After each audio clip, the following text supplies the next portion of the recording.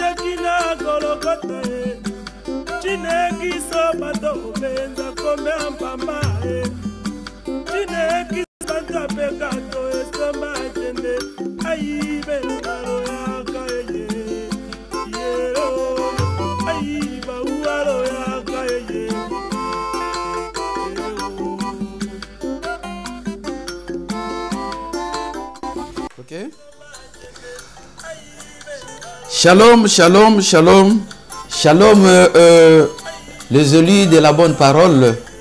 Shalom naba o union so bazali kolanda biso les quatre coins ya monde.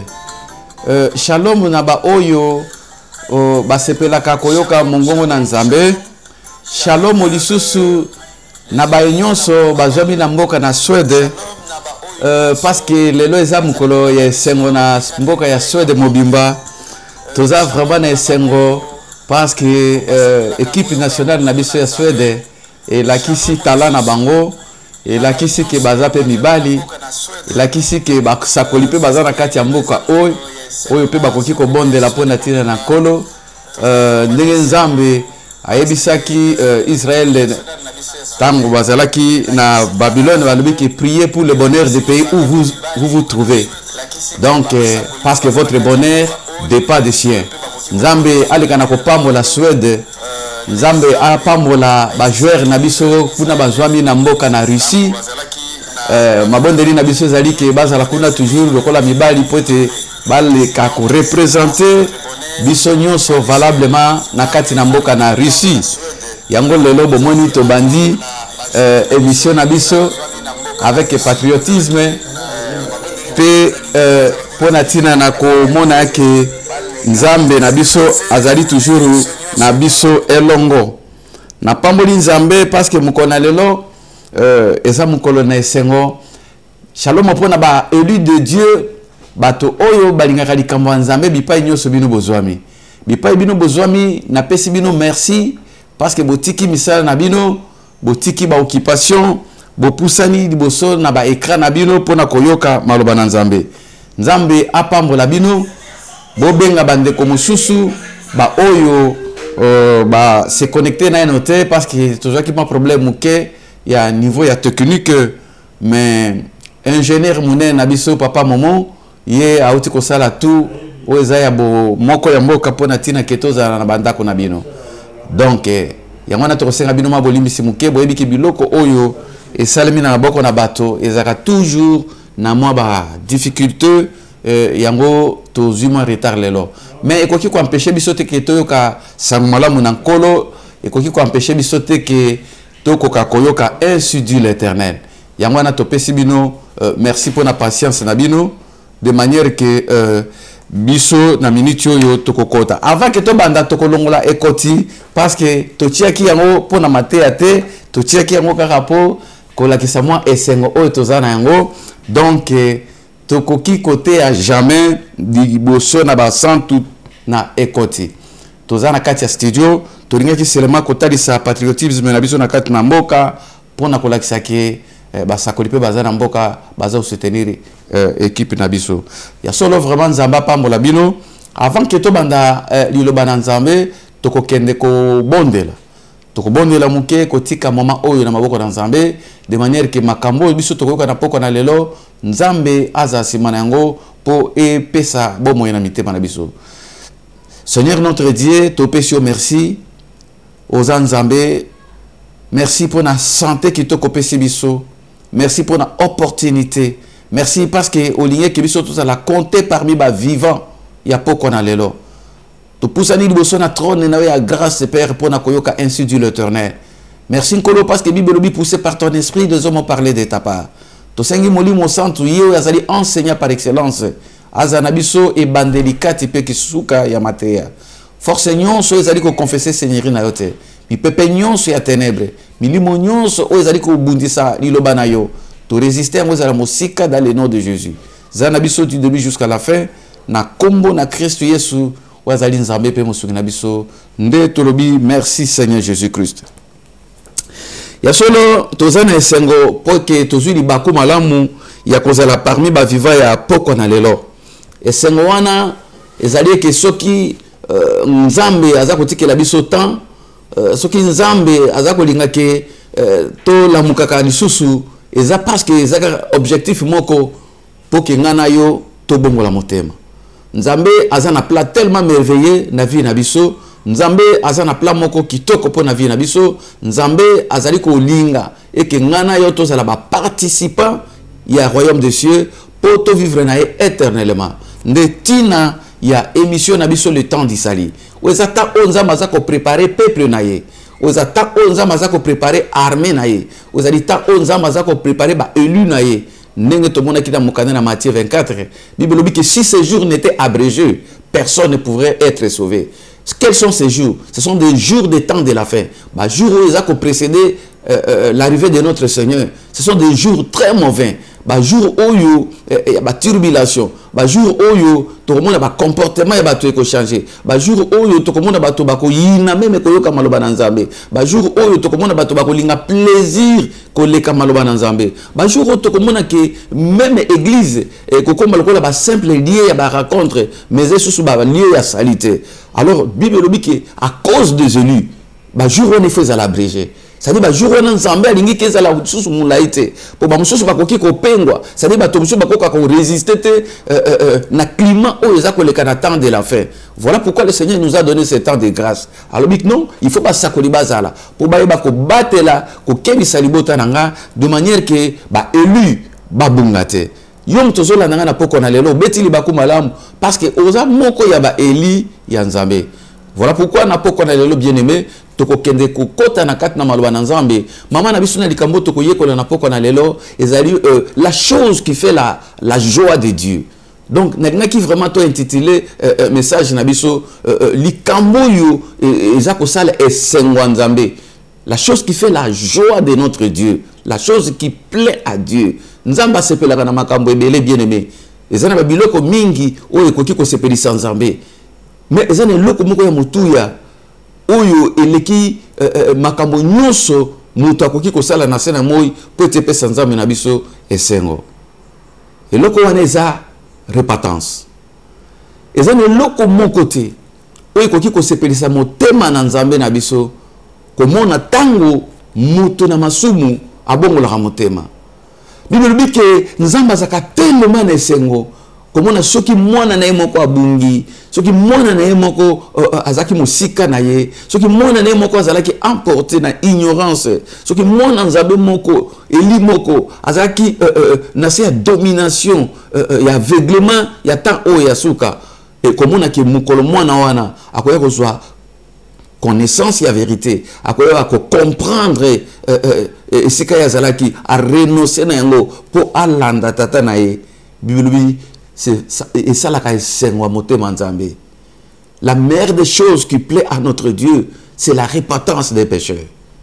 Tokoki ko pesa Nzambe ba offrande, tokoki ko pesa Nzambe ba dîme, tokoki ko tumbela Nzambe ba mbeka ya ndenge nyonso. Mais ezeni le côté le kaka ko pesa esengwa motema na Nzambe neti repentance. Tango mutu amasumu azobongola motema, tango mutu ya bunga kinzela azako zonga na bon sens, tango mutu ya ignorance azako zwa connaissance ya parole ya Nzambe. Donc ndeko tala exemple moko na Bible oyo koki ko éclairer biso na poko na lelo ba verset moi muke oyo nzamba ko ninga ke to mona na poko na lelo et ko sunga biso to comprendre réellement que nzambe na biso za tellement bolingo na bomoto boye to mona quand même ba parents oyo za vraiment na bana alingi bana na boti bana na biologique au mona parents nyonso souci na ezali ke bana wana ba réussir na vie na bango papa ko sala par tous les moyens akuluka kotsa bango classe akuluka pesa bango éducation moko kitoko de manière que lobby même ce que papa zate bana wana baza na vie moko kitoko et tant papa komona ke bana ba réussir et ko zale sengwa motema mais pesa kapasi pe mawa oboti bana na yo oza ko éduquer bango na ba sacrifice mais omoni du coup soit tu prends influence moko ya ba camarade soit une influence ya ba toi quartier soit tu prends influence moko ya école mona a dévié na ba orientation ya papa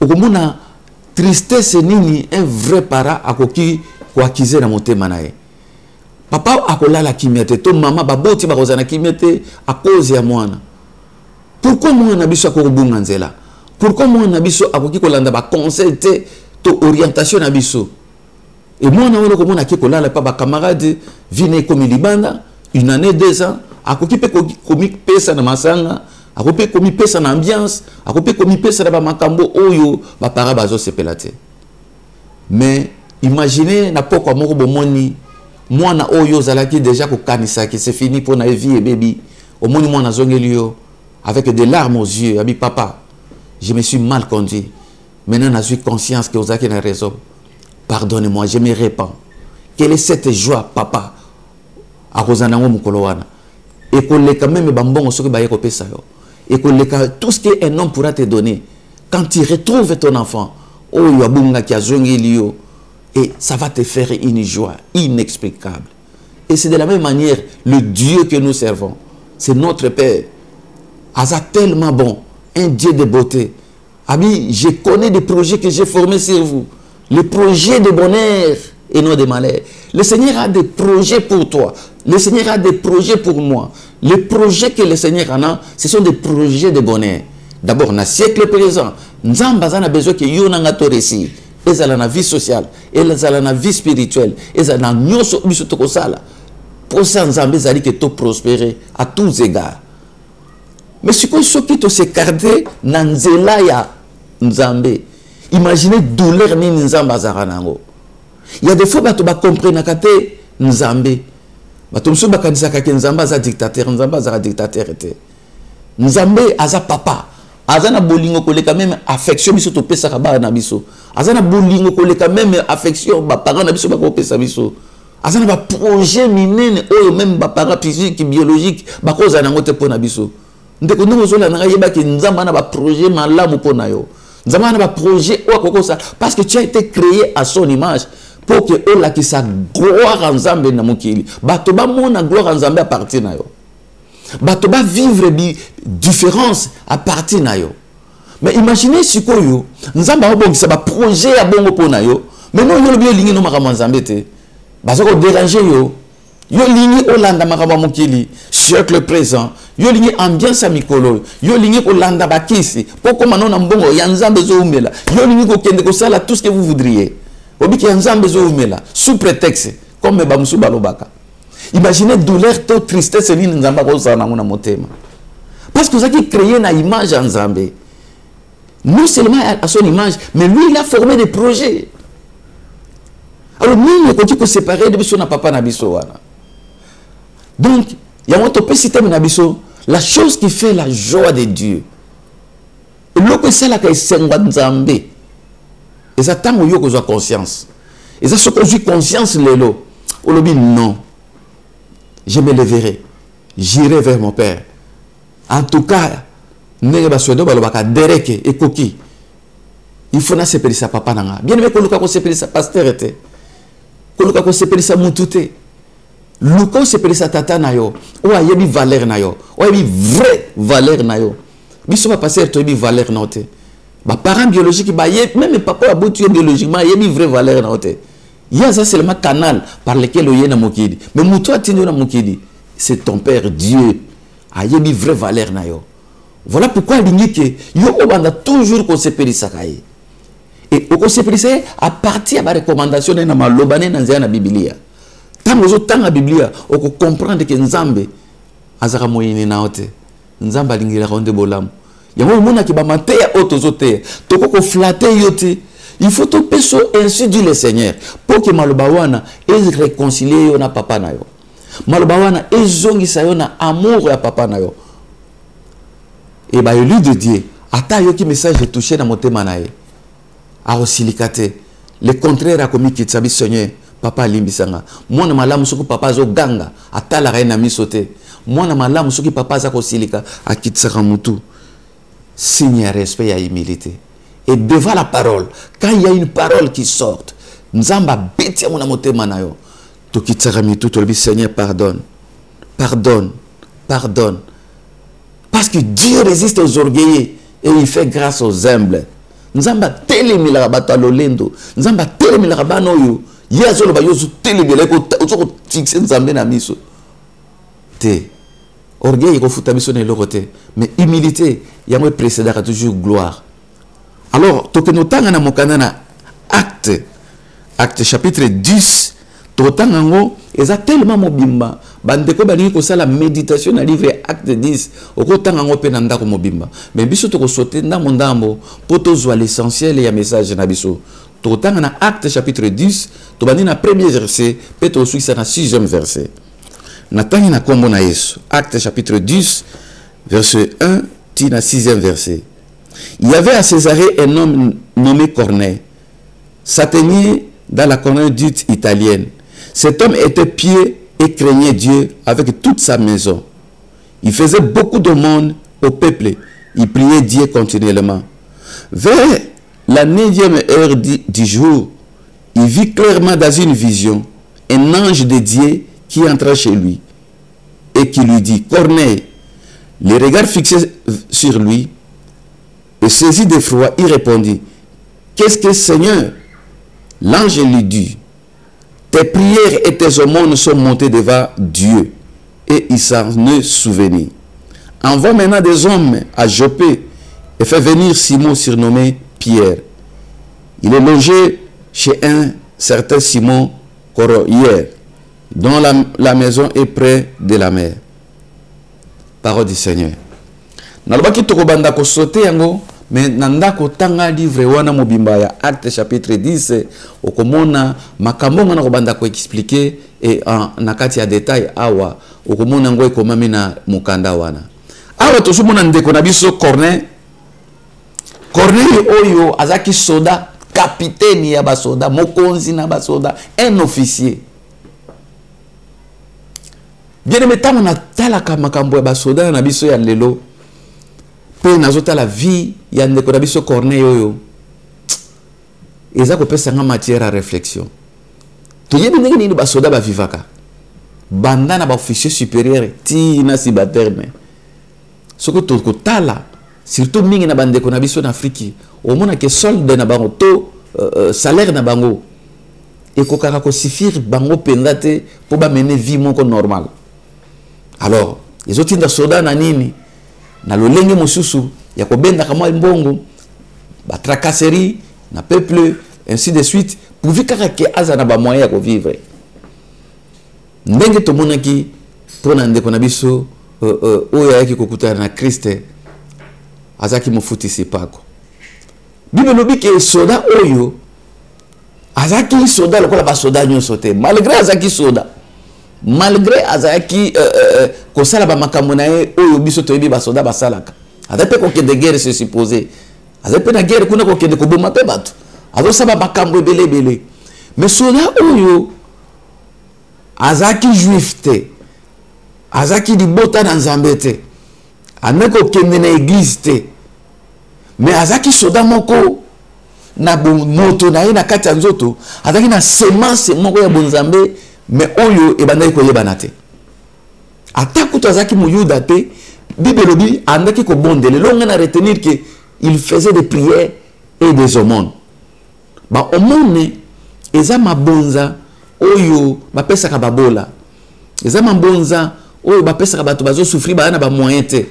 et cause bilamba eza kolia bato bafana na nzela to bato bazana ba maison de vieillard to ba orphelin bato bongo bazana makotite to basenga kana balabala bato oyo baza ko dépendre vie na bazo dépendre na ko senga senga Corneille ye azwa ki réflexe ya kosunga bato oyo c'est-à-dire que na vie ezana bato mosusu attaque de l'église te ozo senti ka mwana nzambe ozo senti kati ne ba mbuma ya bonzambe mais eloko ozo na kaka kutana na vraie parole to na basali ya kitoko bakotalisa nzela ya Christ o bakoki ko réconcilier ye na tata na bango nzambe na biso ezaki kaya soda na biso o Corneille ata za ko kende na ba synagogue ya bayuda te ata ba ko kende na banini na ba temple na bango te mena mobuto abandaki ko sala makambo moko peut-être o bayuda mingi banda ko sala te ko bondela mingi pe ko sunga babola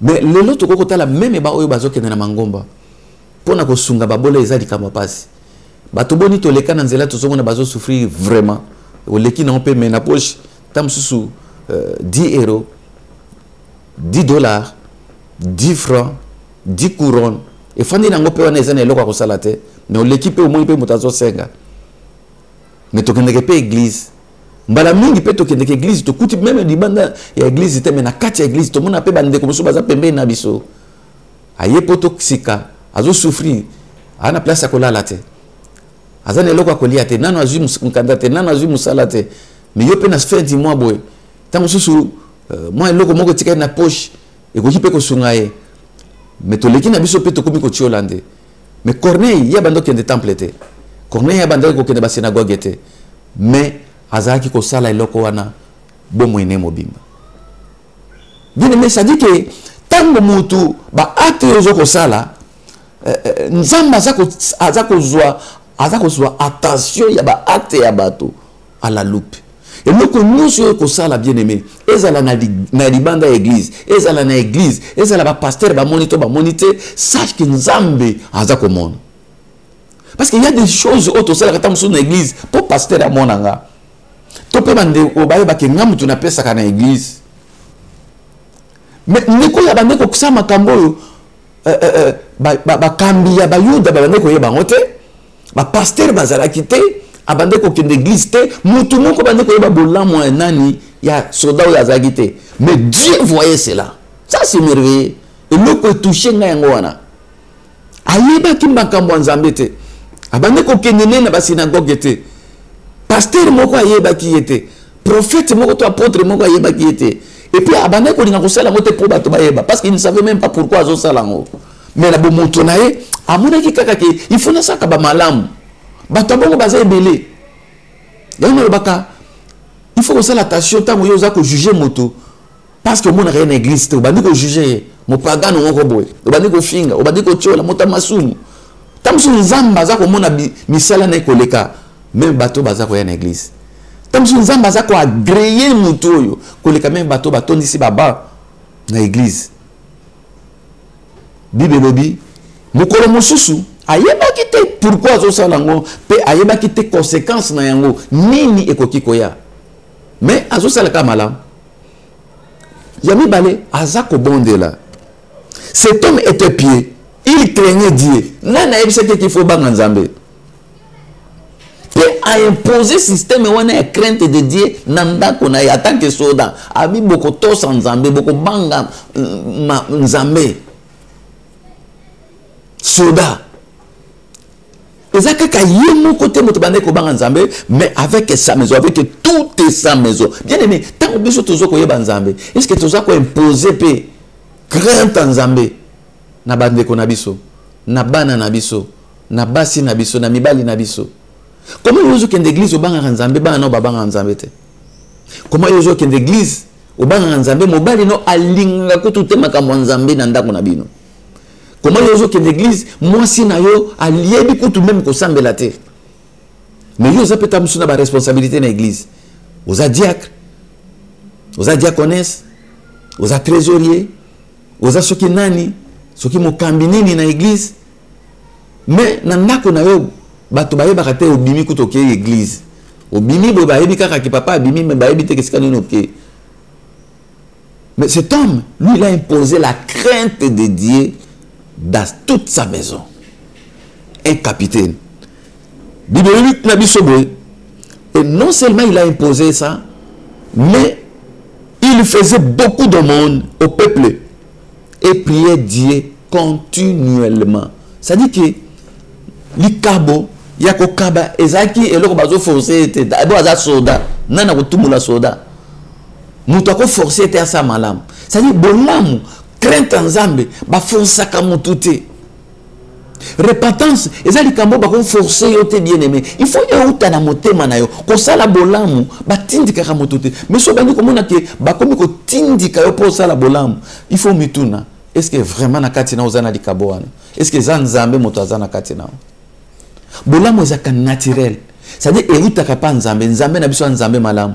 Et bana na po asala bolamu et ko sentir le comment naturel kati na ye. Po asunga bato, po akaba, po c'est quelque chose de bon, c'est quelque chose de naturel. On peut pas pousser quelqu'un à faire du bien. Et la Bible dit que cet homme faisait ça continuellement. C'est-à-dire les qui vivent na ye, monde de vie na ye. Et lokwana et banda qui kosepeli sans Nzambe. La vie de ce capitaine, la vie de ce militaire, la vie de cet homme a plu à Dieu. Mais qu'est-ce qui est arrivé? Un jour, Nabutu, vers 9e heure du jour, il vit clairement dans une vision un ange de Dieu qui entra chez lui. Oh! Même au pagan, comme on a ange en Nzambe bien-aimé. Mbalaboni biso na yo tozana église. Tout le monde a un ange de Dieu. Mbalaboni to kota ba 21 jours. Mbalaboni to sala ba prière ba 40 jours. Qui pourrait me dire que c'est un ange de Dieu? Mais cet homme, il y a que notre église. Mais bon ya kubanga Nzambe zaki na motema na ye. Nzambe ayeko se souvenir et sali motema Nzambe sengo a fungoli miso a tindeli un messager céleste bien-aimé. La crainte de Dieu. Et je sais là que Nzambe a un messager du royaume à y visiter. La crainte de Dieu, la repentance d'un homme pousse Dieu à te visiter. Et ça église te moteko fungola ba porte à l'eau la pona yo. Et ça misala oyozo sala. Oyozo lona lelo. Yango ko fungolela au royaume des cieux. Yango fungolo ba porte. Yango ko tindelo ba messager en Nzambe, ba messager céleste ba ko uta l'eau ba ko kita na famille na yo. La crainte de Dieu, quelqu'un qui craint Dieu, quelqu'un qui impose une discipline dans sa vie, dans sa maison. Moto naza ko toucher monter manzamba, zo se pesa monter manzambe. Peu importe la dénomination et l'église na yo. D'ailleurs, eza ba dénomination te monter ko ki sabiso. Notre manière de vivre. Bon mo inabiso ya tous les jours. Yangonde eza motuya. Moko kende liboso na nkolo ba ko tuno to zaki moto ya ngomba nini. Bakutuna te komba pasteur non nani azaki na bato ebele to bato ebele te église na bino ezaki na ba membre ebele te bakutuna qu'est-ce que tu as fait misala oyo sala ki na sena moy yamonde kobima bakutuna te nombre ya ba pasteur oleka nombre ya ba pasteur ba imposa o maboko nombre ya ba ndimi église na bino ba mususu koma conférence église na bino bato bazalaka te et pas na biso full hambo donc moko na jugement bakutuna bozaki combien awa Nzamba talaki ba acte ya soda o misala nae etindeli un ministre un ambassadeur céleste nalingi elimoko na poko na lelo waza ko tambola na kobanga Nzambe azwa visitation ya ba ange na Nzambe elimoko na butu na lelo azwa visitation ya ange na Nzambe oya ko visiter oyo aya ko peso message ko uta na lola oya ko memela mo kanda ordonnance loi signée par lui-même le président des présidents. Le créateur de toutes choses, qui a le pouvoir sur toutes choses. Ordonnance basi signé pour nayo. Qui li kamono ici. Aya ko peso ki ayo ki kolela nayo. Ayo ki mabondeli nayo. Ayo moni misala nayo. Na lingi ke eli moko na poko na lelo. Azwa visitation spéciale. Même na tango kolala. Même na tango ba prière. Ki Nzambe a visité yo. Parce que na misala yo zo sala. Ezo senga oza la visiter. Nazo senga que semaine au mobimba. Saint-Esprit a visité ba élu de Dieu. Boba sako imposer discipline et crainte en Nzambe. Nata oya suka. Bato bazo comprendre que eza malamu ko sepelisa Nzambe.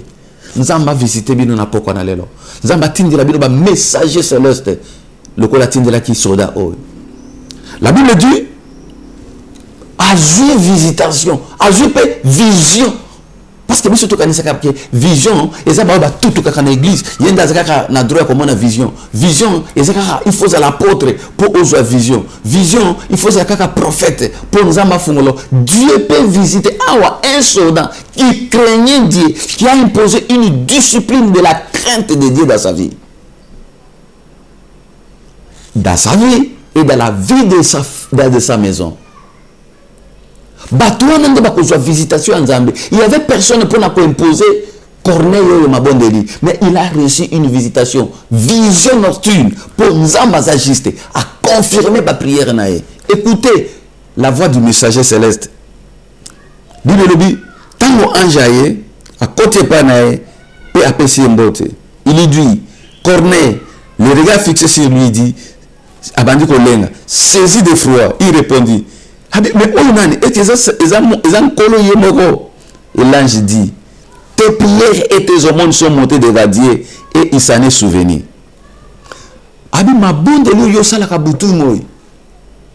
Mi sala nyosho sala ka ba omone makabutu ngo sunga babola. Malgré que l'église était nzamba se souvenir yango atindi ngai. Bien aimé, nzamba se souvenir na makambo yo zo sala. Nzamba se souvenir na bolamu nyosho zo ko sala. Na limina yebisa ba Eli. Pourquoi on a l'onzamba se souvenir?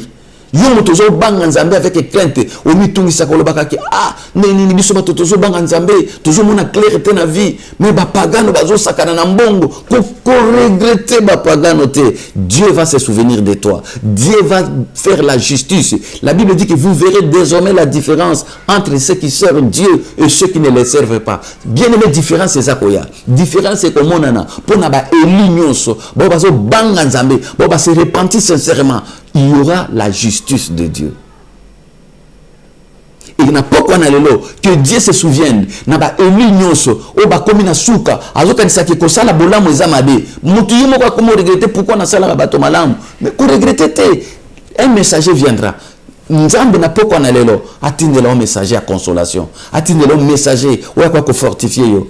Attends mon message na butute, attends mon un ange spirituel na butute, ange yo a télémi liboso na écran na yo.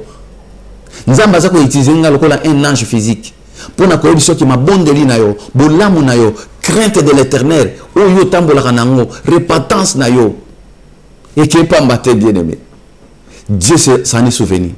Nzamba yebi yo, nzamba yebi pourquoi o renoncer na mabe.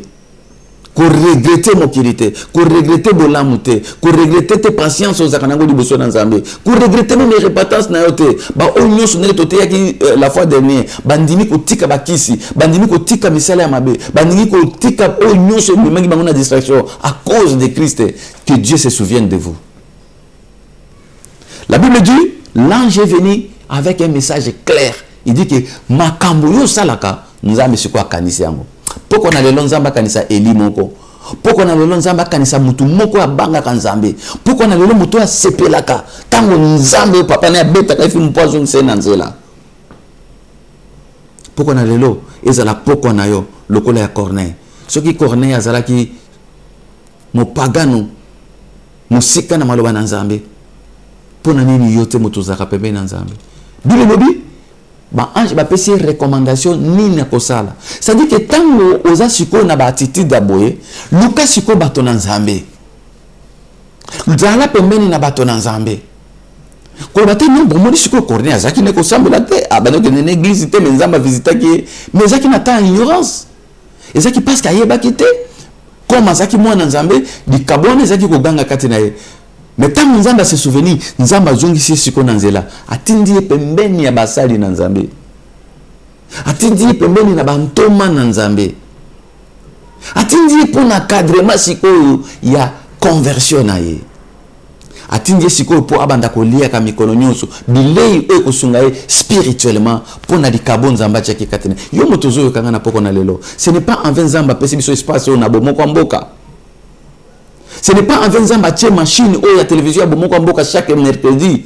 C'est parce que nous avons dit qu'à travers cette émission, yo okobanda ko zo ba révélation, okobanda okuta na nzambe no na kati ya émission na biso le temps d'Isali. Nzamba tindi alobi sikoyo tina basoda na yo sikoyo na Jopé kuna okutana na mutu pe ba pesi précision babi okomona mosali na nzambe na Jope comme na e Simon Pierre.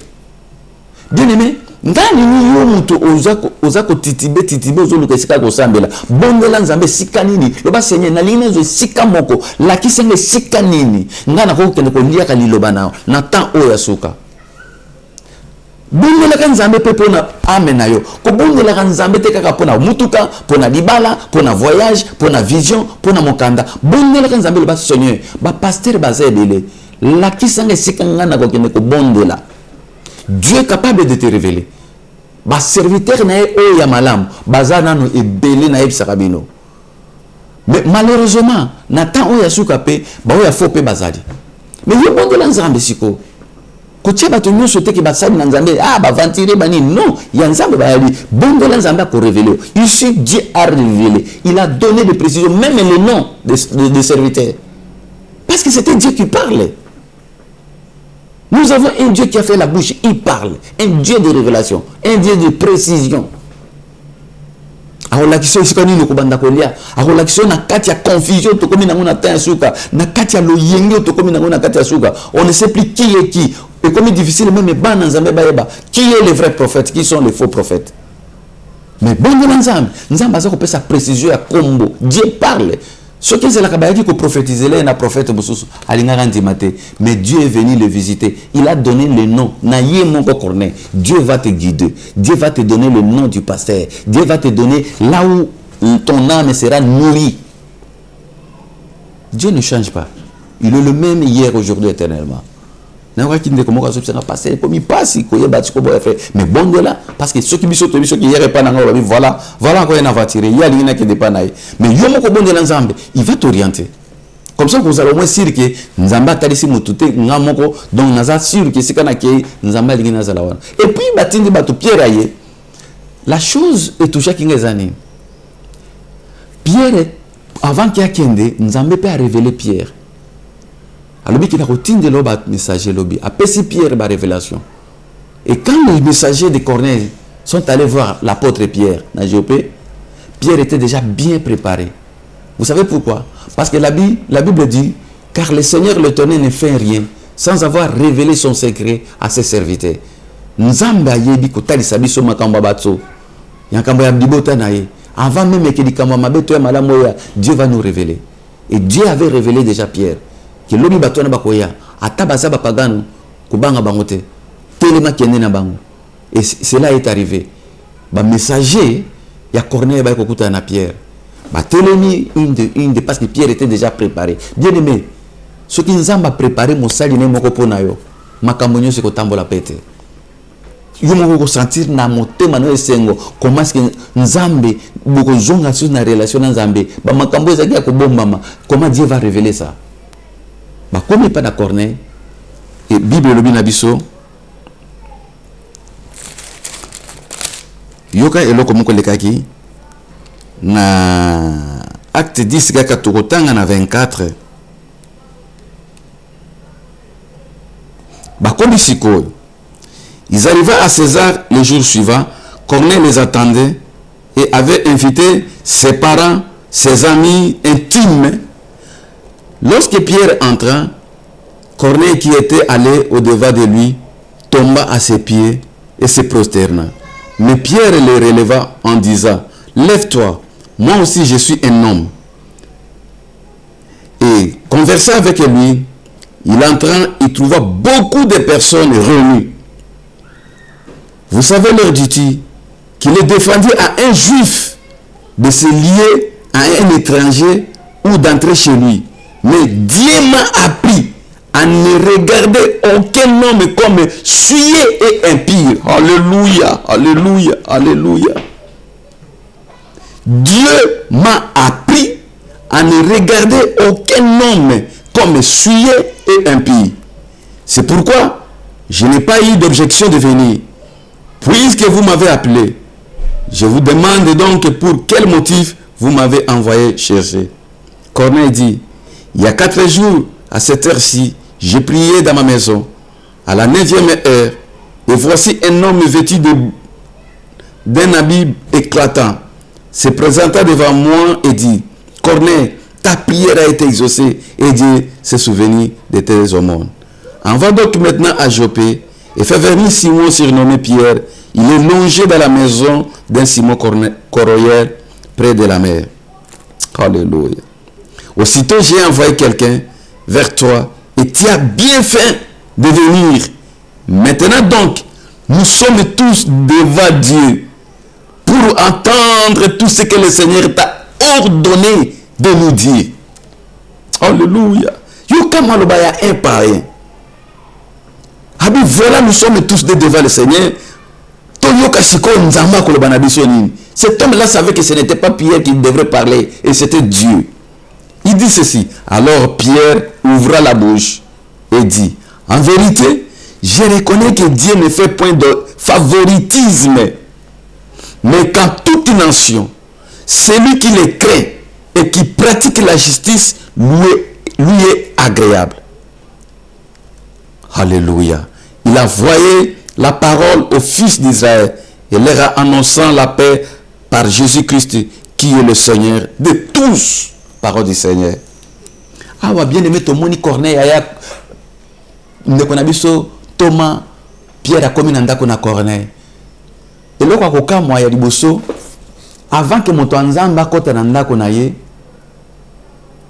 Corneille a sia benga ki famille na inyos, tata mwasi, mama leki, cousin, cousine, peba ami intime, oyo ye alingaka. Abina tindi, ba benga la biso moto nzambe, mutu nyonso alingaka nga, lelo epananga. Voilà les actes koko sepeli sanzambe. Voilà oyo loko kiko pesa nzambe na biso esengo. Nana mona kambala mingi na ba ete boyenge tokomi. Omona bato bazoko benga bato. Babandi ko sala grilla, barbecue, abengi bato ya lingaka, ba famille ba fandi liboso bazoko tumba misuni, ngombe, moi verre ya vino, moi whisky, miziki kobina. Et puis ba sepeli. Mais Corneille mo pagano, ya sala kabongote. Ya bengi bande konaye, a bengi ba intime, c'est-à-dire bato bolingo naye pona koyoka maloba nzambe. Ah, bien aimé. Nanu ya koko sepelisa nzambe lokola Corneille na pokwa lelo. Ubengi bato na ndako na yo. Ubengi ba famille na yo, ubengi bana na yo, ubengi bato balingaka yo. Mais pona grille te, pona anniversaire te, pona tina na komela kolangwa te, mais po ubengi si apôtre dit dozo ya koya kotea. Po ubengi si mama Sephora azako ya kotea. Pour bengisi mosali na nzambe moko oyo oza convaincu ki aza mosali na nzambe o bengisi na ndako bi papa ya kote ya biso nana ko sepesa nzambe ya lolenge biso bato to ke église biso bato za sensi ya koyeba bolingo nzambe nana ko kiko sali kambo aboy bien aimé bible lobi na biso ke nzambe ayiko sa makaminen na bomo ya ndeko na biso oyo nzamba yiko pambola ye lisusu makazi ba camarade na nyonso bandeko na nyonso ba ye ko fanda bwana babandi ko zela Corneille ya kota ba kutinda kweza plein na ye moko kamwe moto nzamba koti na salo ya mopagano akuti bato batondi bibelobi atali yo kama lo ba Corneille ya lobi. Et le c'est pris Sakinga, dans verset 28. Ah mais vous savez qu'il est défendu à un juif de se lier avec un étranger. Ça dit que Corneille Azaki mo pagano. Azaki considéré le kola di botan zambete. Et muyuda mokota ko kiko kende ko sangana na bango. Ezala ki vraiment formel. Metala Mounen Nzambe, Motanzambe moko à se repentir mokolowana. Alobi, mais Dieu m'a appris à ne regarder aucun homme comme essuyé et impie. Bien aimé, Nzamba tininga tena mono kwa moto masumu. Nzamba tininga na mono tolo kwa moto ambindo. Nzamba tininga nenga tinda ke pa Corneille. Ça dit que Nzamba yebi que yo race élue de Dieu. Nzamba ni seulement azongi se loko moko boy. A se souvenir na dika moko osalaki parce que oza race élue de Dieu. Adingi siko azongi sa bo moko naye. à travers liloba na ye adizoni mema malin vers la repentance azolinga sikoyo ke obwakisa satana ozonga na maboko ya tata na yo. Bible dit que nzambe ayeko se souvenir ndenge moko pe se souvenir ki na moto oyo soda mais baseni nzambe mingi pe bakomona bato mingi bongo moto wana moto masumu milio wana eza milio na biso te bango baza bapagano omona fio nselo wana ndala ndumba moko bo donc il y a des fois tu traitaka bato des impies sans même que toyeba relation moto wana na nzambe kokende na église eza malamu mais kosepesa motema nzambe eleki so malamu.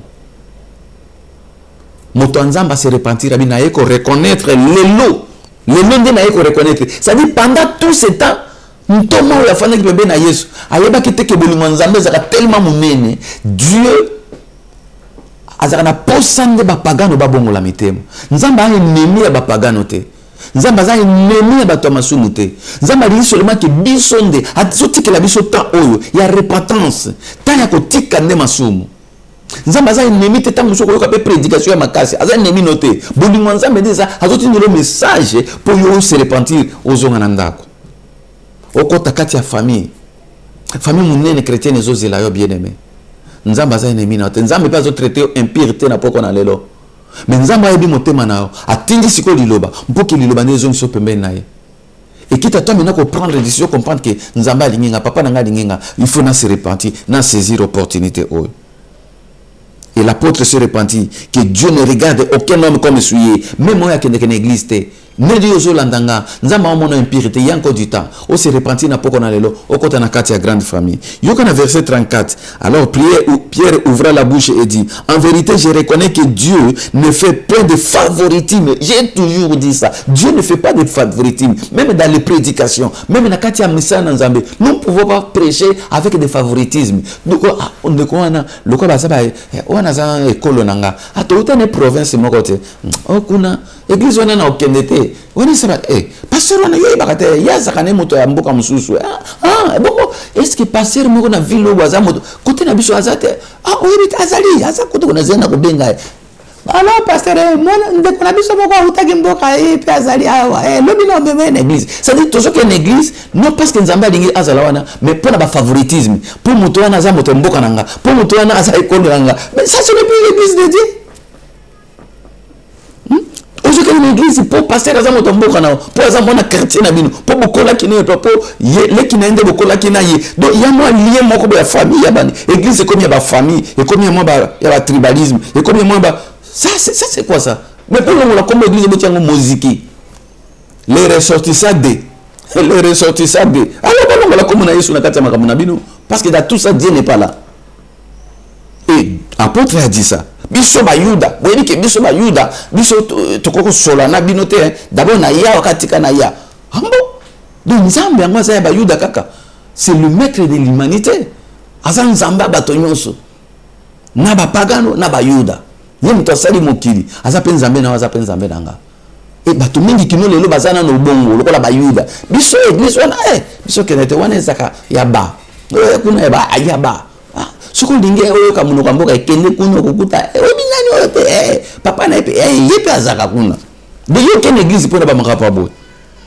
Et l'apôtre a dit, je reconnais que Dieu n'est pas dans ces choses là, mais qu'en toute nation celui qui les craint et qui pratique la justice est agréable. Celui qui craint et pratique la justice, c'est-à-dire que celui qui se répand sincèrement, famille nanga yowana mutu azako banga nzambe mutu azo tamwa na nzambe ye wana ndeko nanga ye wana mutu ekolo nanga ye wana mutu tribu nanga. Toute personne qui marche avec Dieu, toute personne qui a la crainte de Dieu, c'est ça ma famille. Donc voilà ce qui s'est passé. Mais yokali kamboleki tango Pierre aye kozonga na Jérusalem na nini na Jopé bien aimé bandeko botala makambo nini lekaki Pierre tango azongi baninga ne bazalaki kuna balbi yo boyebi eloko nini esalemaki Pierre bande koteya tango afungoli munoko bande koteya Corneille bango nyonso bazwi nguya molimo santo famille na ye bandeko na ye ba camarade nyonso bazaki na kati ya ndako tous ba se repentir na prédication wana pe ba yambi Christ et tant que ba se repentir Saint-Esprit a quitté bango ba badi même ko parler à langue ba kende église te Répatance et prédication à Mkolomoko, vie na bango échangé, ndako ya Corneille échangé, ba famille na bango échangé, changement et continue na ba niveau nyonso ya vie na ye. Parce que Pierre na Corneille a dit que à côté sa grâce on a batu nyonso baza pembeni na ye. Bien aimé, côté sa grâce yo zui na pembeni na ba entourage na yo. Na mwasi na bana na yo ba ona no ba yebi nzambe te. Yo ko salate parmi bato bazo bundisa œuvre nzambe.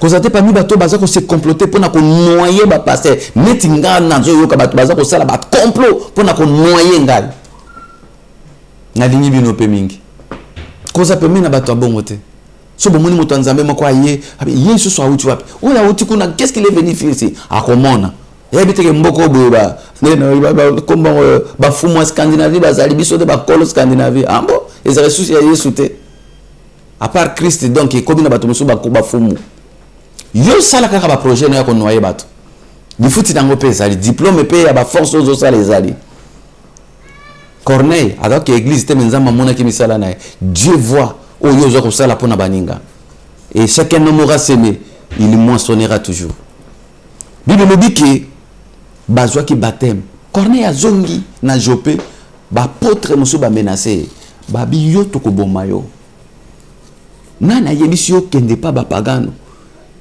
ok ko kuta na bango et en plus oko kapé ko pesa bango molimo mo santo e bandina no boni c'est comme si molimo santo ba futa kango na mbongo ba sidiki ba lingi ba lapider Pierre abi bande ko nanga bobo mangate botika na expliquer bino na yeko comprendre que na mukili makabo biso to mona kanzamba mona ka bongo te ndenge to considérer ka bato nzamba considérer ka bato bongo te na ngina ebisa mutu moko lelo oui baza ko considérer lokola mutu moko criminel mais motema na nzamba yebi so ko za na bonne relation na nzambe cela te suffit et puis yo mutu yo baka ko mépriser bato faites attention parce que yebi relation mutu na nzambe te o critica bato critica ba pasteur o yebi via pasteur te mais yo uzu ba pasteur sur les aventuriers faites attention Pierre ababo ebisi bande konaye nga biso pe tozaki na makanisi wana mais lelo nzamba corriger nga j'ai compris qu'à toute nation et lo que c'est pris sera motema nzambe et dans des relations mutu na nzambe eza ba titre biso tozana ngote eza lo lendo akozala ba juif te nzamba sepelaka na ba makambo wana te nzamba sepelaka na ba nation nyonso ndenge moko qui dans toute nation na toute langue mutu nyonso azalima azako sa malamu o se repentir azo sepelisa nzambe.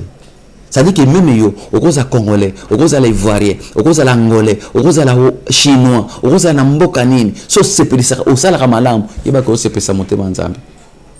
Ce qu'on se repentit sincèrement, aux autres se pèse à monter manzambe. La repentance, c'est ce qui fait la joie de Dieu. La repentance, c'est la chose la plus importante, bien-aimé. Quand tu te repens sincèrement, quand tu fais la volonté de Dieu, et c'est là tu vas plaire à ton Dieu. Dans Acte chapitre 11, autant à verset 18, parce que le discours en Ozamoulaï, Acte chapitre 11, verset 18. Après avoir attendu cela, ils se calmèrent. Donc, dans autant qu'il a bien dans le bosso, dans verset 12, pour bien comprendre. L'esprit Pierre, pourquoi il y a ça? L'esprit me dit de partir avec eux sans hésiter. Les hommes que voici m'accompagnaient. Nous entrâmes dans la maison de Corneille.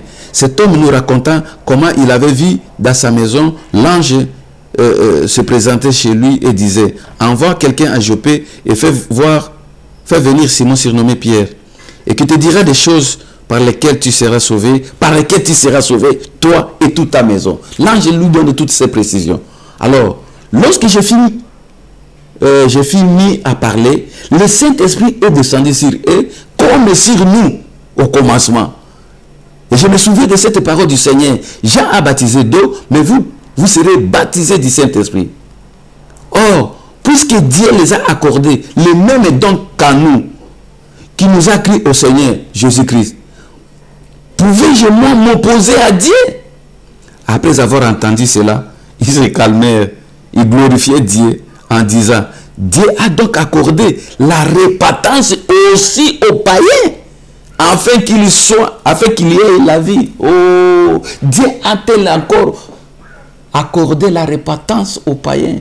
Bien aimé, c'est la repentance la chose la plus importante. C'est ce qui fait oh c'est là qui débat mon colonne ça qui a repentance ça dit bah apôtre batika qui na Joppe ne voulait pas que les autres se répandent alinga qui te bato super bongo la mitema pour nzambe pas koyeba bango ils étaient tellement jaloux il y a doctrine na bango ki bato so pour ba yeba ki quelqu'un se répand a commis moninga nzambe a commis sujet à bénédiction lokola bango Pierre abi boko bomanga pamba ngate ngana zuka ka révélation ke na kende na te tata oyo commandant oyo na te yeka maloba likambo ko kama ngai naza koloba kaka nzambe ye moko baptiser bango na molimo sato kaka ndenge biso tozoka mokola Pentecôte abe bongo siko ngana ko pekisa nzambe ke kopesa bango molimo sato te bien aimé mota ko pekisa ozala baptiser du Saint-Esprit azate si tu te répands na poko na lelo tu vas plaire à Dieu nzamba ko baptiser du Saint-Esprit nzamba ko baptiser ndako na yo nzamba ko fungula bikuke makambo nyonso sika munyakangaki parce que c'est Dieu qui baptise du Saint-Esprit c'est Dieu qui ouvre toutes les portes c'est Dieu qui va opérer dans ta vie à cause de ce que toi tu vas faire albeki ngate nzambe. Je ne peux pas m'opposer à Dieu. Personne ne peut s'opposer à la décision de Dieu. Si tu ne te répands sincèrement, bien aimé, personne, alors je dis personne, ne pourra s'opposer à la volonté de Dieu pour ta vie. La chose qui plaît à Dieu, c'est la repentance. Bango balobi ki ambo. Donc, nous avons pas appeler repentance parce que yeba qui force la repentance.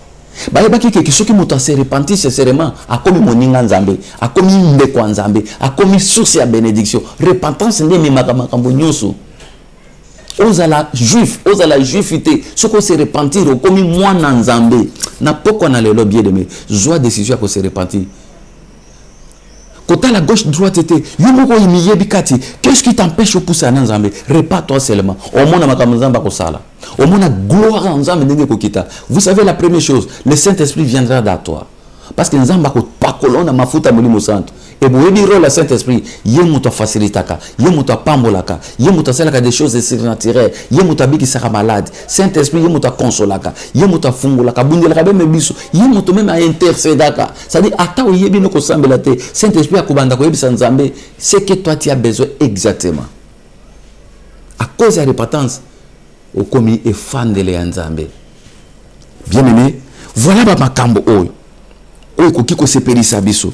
Na ngai totan a verset moko parce que tozo kene na suka message na biso to limito bondela. Et moko moko ya mutu ya lisusu. Oyo sengeli ngana yo tokoka koyeba. Ba pote balobi ki c'est vrai. Bango pe bazui molimo santu. En tout cas donc ce qui nous amba komi ko pesa repentance na ba païen. Donc c'est comme dit kamba ko kama. Repentance c'est ça qu'on a bayuda te bien aimé. Repentance c'est ça qu'on a moki de mobimba. Yo kanenge Bible zoloba. Na mokana na Luc chapitre 15 verset 7. Tout encore verset wana. Luc chapitre 15 le verset 7. Tozo poussa na poto bondela. Tozo ki ne malé poto bondela. Mais tout autant verset oyo ava to koma na suka. Bible lobi na bisobo. Na Luc chapitre 15 verset 7. De même, je vous le dis, il y aura plus de joie dans le ciel pour un seul pécheur qui se répand que pour 99 justes qui n'osent pas, qui n'a pas besoin de la repentance. Je reprends le verset. De même, je vous le dis, il y aura plus de joie dans le ciel pour un seul pécheur qui se répand que pour 99 justes qui n'ont pas besoin de repentance. Nous avons un solo banabiso. Abina yebisi bina solo. Les hommes s'ennuient na lola. Il y aura plus de joie dans le ciel pour un seul pécheur qui se répand. Ce qui kakata mo pagano moko moto masumu ndumba moyibi ndoki moko kaka se repentir. L'eau la fête et ça.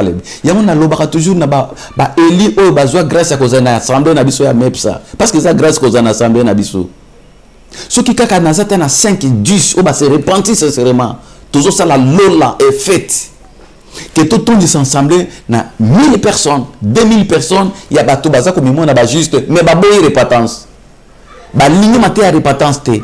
Ba lingi ko yoka makambo ko kiko mema ba mona repentance te. Parce que Bible dit, nano la bazata na besoin ka moko ya moto aza juste ou à se repentir sincèrement. et yo motolingi ko se repentir na poko na lelo ozo sala la joie de Dieu ozo les sengwa nzambe ata ozaka yo moko na prédication oyo to na besoin moi chaque vendredi ne fils que ba pécheur mi balé biso so to ba sumu ki papa moto aza juste azate yango to yaka na bomoko mboka pour que to se repentir et yo moto ko se repentir na poko na lelo yeba ko zo sala joie na lola nzambe na lola akitisa ngolu ne diko na yo nzambe na lola akitisa molimo ne lokola kitaki na ndako na Corneille nzambe na lola akitisa molimo ne diko na bana na yo akitisa molimo ne diko na mwasi na yo akitisa molimo ne diko na ba ami na yo nyonso intime ba nyonso balingaka liloba nzambe lokola yo parce que bosali esengo na lola c'est ce qui fait la joie de notre Dieu, la repentance. Et c'est ça le makana lola comme on a église ezali à 5-10 personnes au bazako banga nzambe ba se repentir sincèrement tant ba kutane bazo bon de la mort nzambe kiti ke belé à bateau au ba lingi ko yoka likombo repentance te au ba lingi ko yoka mate ya repentance te au ba beta kama boko te soki bote repentance au ba finga ka ba pasteur pour bazo te mate ya repentance. Mais mi balé mi sato na poko na longa na bandeko yebisa même bandeko to sola ki na évangéliste se fora na yebisa ki ngabi okotala ba maté tant to zotea o mona mingi bazo koma gemete balinga bato ba ko linga makamba wote je le sais mais tout ça nzamba favoritisme te mais ba élu o mona bango ba koma amen parce que bazana race ya la eli ba pécheur lokola biso ba ba utaki lokola ba Corneille bazali bango ba ko koma amen ba ko kumisa nzambe ke o ezat son et trompette pour na biso. Yangwana uniko ebake mate ya repentance yango des ali source ya bénédiction na poko na lelo moto landingai nzamba zotiki la biso temps ya ko se repentir soki na motema na yo au sentir qu'il faut se repentir ne loko moko bolingo sepelisa nzambe ko zilate ko hésiter te bibelobi na lola ezana sengo ezana feti soki kaka juste moko à se repentir na lingi que juste ngona moko ezala yo na poko na lelo. Parce que nous allons sentir que bisika ozali motema na yo ko bete ezako palpiter et Saint-Esprit azana yo molimo nzambe ezakati na yo ezo mona ki eza message ezande ya yo nzamba lingi ke lelo o sepelis o sali sa fête na lola ozwa décision que lelo na lingi na zonge pa nzambe na lingi molimo santo bando kita na ndako na ngai na lingi molimo santo akitela kabana na ngai na lingi molimo santo akitela ka mwasi na ngai bisika ozali tala nini kabolio na bolingo na nzambe to komi na suka message na biso nini kabolio na bolingo nzambe. Est-ce que vous allez continuer à se sepelisa sabato? Mais pour ça nzambe zaki o sepelisa ndei. Pour ça nzambe zaki o sepelisa motema nae. Pour ça nzambe zaki non seulement o sepelisa mais yepe a kotona kati ya grande famille. Ya baba ko hériter royaume des cieux. Voilà pourquoi atindeli o messager lelo lokola tinda kinanda kwa Corneille. A pesina kombo. Yango pourquoi moni émission na biso na kati ya bomoko mboka efungwami. Eza en vete et utie pankolo pour na yoka kamoto yoki na poko na lelo na lingi molimo santo a solo na no vraiment na motema mobimba ozwa décision benga biso soza na makambo ko renoncer soza na likambo moko ekangaki yo appel na biso eza wana na bomoko mboka benga bomoko mboka akopesa numéro na biso soko zaka na Stockholm aw oza na difficulté ko rejoindre biso benga bomoko mboka soko yibi Stockholm malamu yaka na église Mepsa tout ça mais tous les dimanches de 14h à 16h na Ekdalen Shirka ozobi mana dibulo ya métro ko mona biso tozawana na droite juste liboso arrêt ya babis eza place ko bosana te mais so oza libande à Stockholm na Yetebor tozana ensemble kende kuna bango pe basembla de 14h à 16h so oza na besoin ba coordonner ezala à Stockholm ezala Yetebor benga kaka na bomoko mboka okozwa ba coordonner na biso yaka to solo la nini kangio to ko bondela pona tia na to ko zongiso na relation na nzambe okomona ndenge baptême ya Saint-Esprit ko kitana libota na yo okomona ndenge okozonga na relation na nzambe okomona ndenge makambo nzambe ko funga na vie na lingi ke ezala bongo pona parce que yoza élu de Dieu na lingi ko yokisa motema nzambe sengo o kankisa motema no pasité na lingi ki poko na lelo saisir opportunité tala motema na yo joie décision na poko na ngi na bonde la pona yo bisika ozali kanga miso na joie loboko no ya mobali tia moko na motema mosusu simba téléphone na yo pona o continuer kolanda biso simba écran na yo simba ordinateur na yo nzamba bolingo o ayeba ki ko se souvenir na mopagano lokola Corneille a ko se souvenir na poko na lelo nzambo yo akosakate aza pembeni pour se souvenir na yo. Nangi na bonde là. Seigneur notre Dieu, le Dieu de toute puissance, le Dieu d'amour. Seigneur, au sepelaka na repentance ya ba méchant. Au sepelaka na kofo ya bato masumute. Seigneur, tu as envoyé ta parole pour que cette parole puisse nous guérir. Bipa yuba no bazwami. Oyebi moko na moko nengo yeba ki corner. Tika nzambe miséricorde na yo kitaliko na moko na moko. Parce que la Bible dit que si nous disons que nous n'avons pas du péché, nous nous séduisons nous-mêmes et la vérité n'est pas en nous. Mais si nous confessons nos péchés, toi tu es fidèle et juste pour nous pardonner. Seigneur, tu es là pour nous purifier de toute iniquité. Que ta faveur, Seigneur, se manifeste ce soir. Si la vie de ton peuple. Nous demandons, Seigneur, nous implorons rien que ta faveur. Rien que ta faveur, Seigneur. Et que ta miséricorde se manifeste au nom de Jésus. Le Dieu d'amour, compatissant. Toi, tu es là, la colère riche à beauté. Seigneur, tu t'es souvenu de Corneille. Souviens-toi de ton peuple. Souviens-toi de ton héritage. Nous sommes Nzambe bayoki message. Mitema na bango ezako tutama. Nzambe ngolu na se manifester pourquoi na lelo dans le nom de Jésus. Le sang qui lave, le sang qui purifie, le sang qui a coulé, Seigneur, à la croix. Et ça qui dit qu'on a peuple na yo. Et sous la mitema nyonso. Et que le don du Saint-Esprit, Seigneur, se répande. Le coup là on n'a pas de côte parce que les apôtres ont reconnu que Corneille, avec sa famille, Seigneur, ils ont reçu le même Saint-Esprit.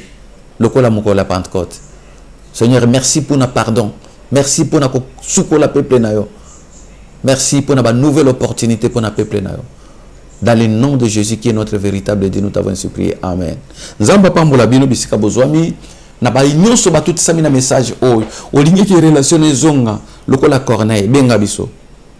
Benga ba numéro de téléphone ezali wana. N'hésitez pas. Muto akosaote sali na yo eko sepelisa Nzambe. Sali na yo repentance na yo eko fungolelo ba porte belé. Au monde, Dieu n'est pas un fils de l'homme pour mentir.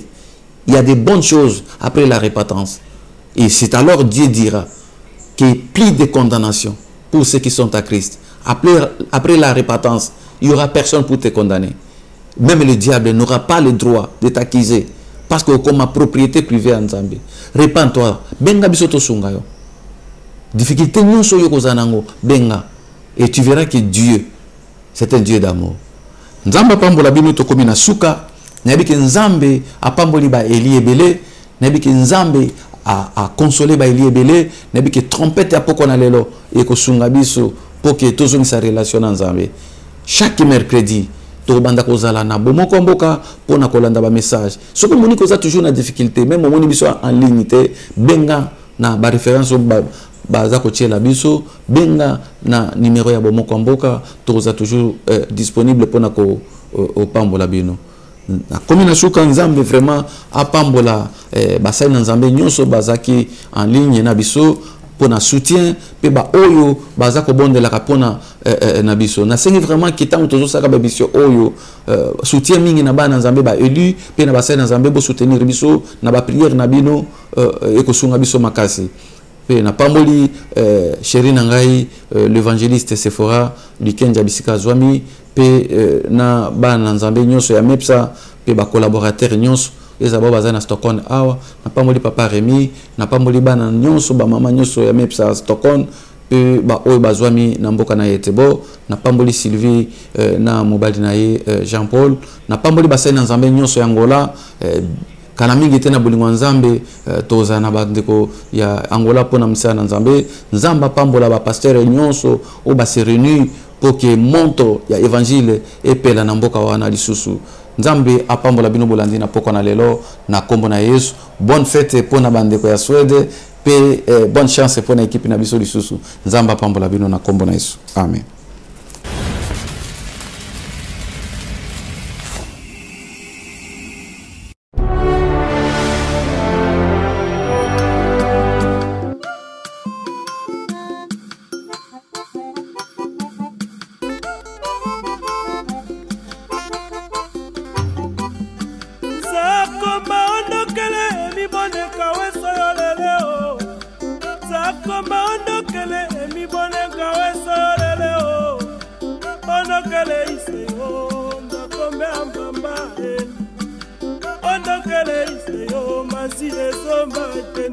Aïe, mon Aïe, Benamalo Yaka, Yolo.